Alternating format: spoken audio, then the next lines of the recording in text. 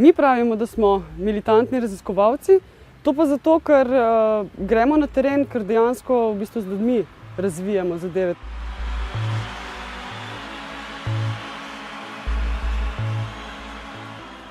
V Maribor smo prišli sociologi, raziskovalci, antropologi, inženirji, agronomi, ki poskušamo na sodobno, socialno, ekološko, prehransko, finančno, gospodarsko in drugo krizo odgovoriti z nekimi konkretnimi odgovori. Želimo zagnati nove ekonomske prakse, drugačne odnose med ljudmi.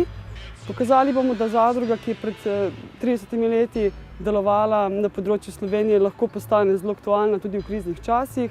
Tako da je treba odgovarjati na prehranske izzive, na kulturo vsakdanjega življenja, na negotove ekonomske situacije, na človekove pravice.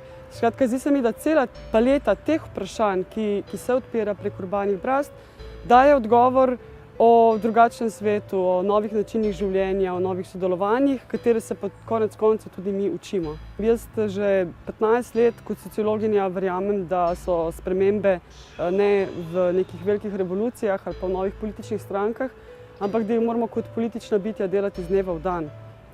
Ja, mi bomo organizirali številne fešte na vasi, pogostitve. Upam, da bomo takrat lahko že redno pogostili s kmečkim cateringom. Videli boste lahko zadruge, naročili boste lahko zelenjavne zabojčke, pa s tem oskrbovali svoje lastno gospodinjstvo, pa tudi dali evro ali dva za te nove ekonomije, ki se jih lotevamo. Dankeschön. Torej, pri urbanem vrtnarstvu gre za dva podprojekta.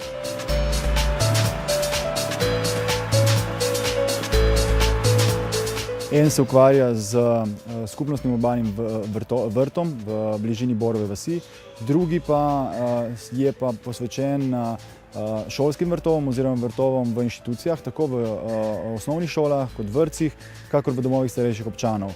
Predvsem smo se tu osredotočili na 6 lokacij na območju mestne četrti Tezno.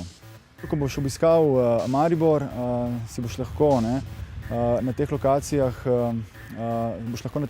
spoznal, kakšen je bil proces, kako so se ljudje recimo v skupnostnem urbanem vrtu v Borovi vasi organizirali, kako je potekala celotna zastavitev projekta in kako je ta celostna ureditev sploh izgleda. Na podlagi tega, konec koncev, in te izkušnje in teh spoznanj boš lahko mogoče, če te bo to zanimalo, se združil z prijatelji, znanci, sodelavci ali kakorkoli že in v svojem lokalnem kraju, v svojem lokalnem mestu, mogoče sprožil neko podobno inicijativo.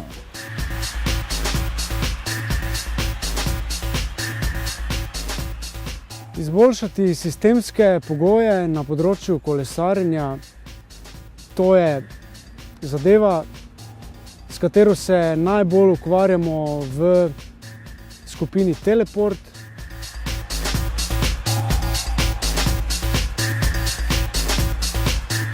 Vzpostavili se bodo osnovni pogoji za nadaljnji dolgoročni razvoj na področju trajnostne mobilnosti, ki bodo v naslednjih letih in pa desetletjih prinesli popolnoma drugačno sliko na področju premikanja ljudi v tem prostoru, kot se dogaja danes.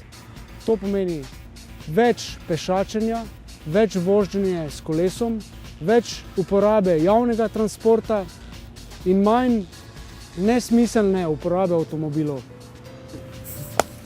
Sveže, lokalno, ekološko, zdravo.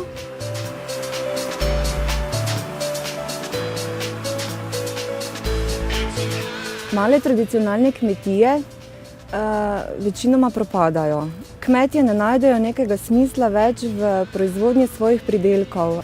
In mi bi radi s tem sistemom vzpostavili eno verigo med temi kmetovalci in z javnimi inštitucijami, da se bojo povezali in da bojo oboje imeli koristi od tega. Tako da na eni strani se bojo male tradicionalne kmetije dvignile, bojo dale svojim kmetijam eno dodano vrednost, na drugi strani bo pa na trg začela prihajati malo boljša hrana, kot jo zdaj otroci dejansko uživajo. Za nič kišta.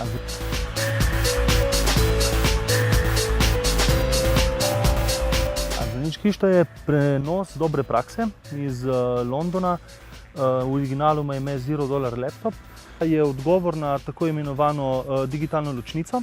To je teorija, ki pravi, narejena na empiričnih raziskavah, ki pokaže, da so socialno marginalizirane skupine istočasno marginalizirane tudi od tehnologije in dotoka informacij.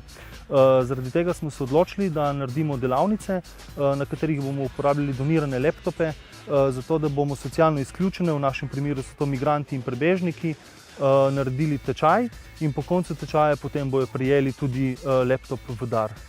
Zakaj odprtokodni sistemi? Ravno zaradi tega, da ni potrebno pridobivati licenc za nadgrajevanje recimo nekaterih programov, gre za prosto dostopne programe. To pomeni, da niso v lasti nobenega in lahko v bistvu posameznik jih sam dograjuje, razvija ali pa si jih sam v bistvu nadgrajuje. Zastonj so, no, skratka, tako zelo na kratko. Gre za etnomobil, ustvarja prostor, oder, igrišča.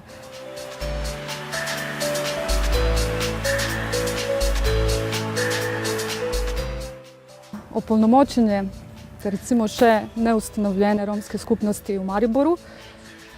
Opolnomočenje v tem smislu, da v bistvu ljudje, s katerimi delamo, niso samo prejemniki nekih storitev, ampak da so oni tudi lahko ponudniki.